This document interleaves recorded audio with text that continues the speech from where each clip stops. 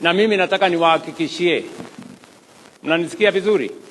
Mimi nataka niwahakikishie ya kwamba mimi nitarudi hapa kwa sababu niko na kazi kubwa ya kukamilisha hapa. Niko na kazi mingi. Bado niko na kazi ya barabara, niko na kazi hiyo ingine, niko na kazi hiyo ingine, na mimi niko tayari kwa mtihani.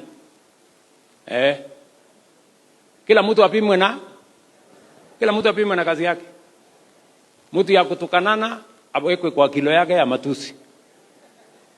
Mtu ya sarakasi na vitimbi awekewe ratili yake ya vitimbi.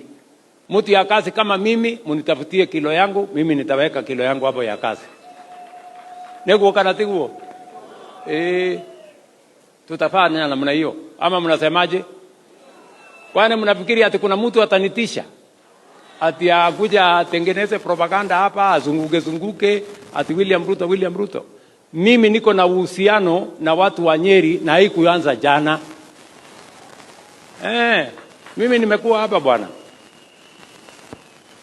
Kwanza hakuna kiongozi wa Kenya hii ambaye ametembea hii Nyeri kuliko mimi. Wale wote ambao wanajifanya ati wanataka kushindana na mimi, hakuna hata mmoja.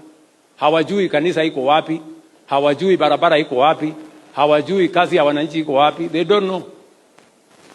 Watu ya kuongea barabarani, porojo, propaganda, must go, sijui, kasongo, sijui. Hiyo nitapatana na hawa hapa mbele. Ama namna gani? Kila mtu atakuja hapa aseme mambo yake. Ama namna gani watu wa Nyeri?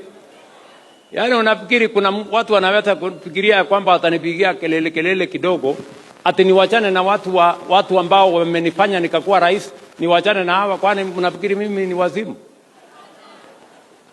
Haiwezekani hiyo. Watafute kazi nyingine ya kufanya, mimi niko hapa. Na tutakutana na hawa hapa. Nego kana tiguo. Mambo itakuwa namna hiyo.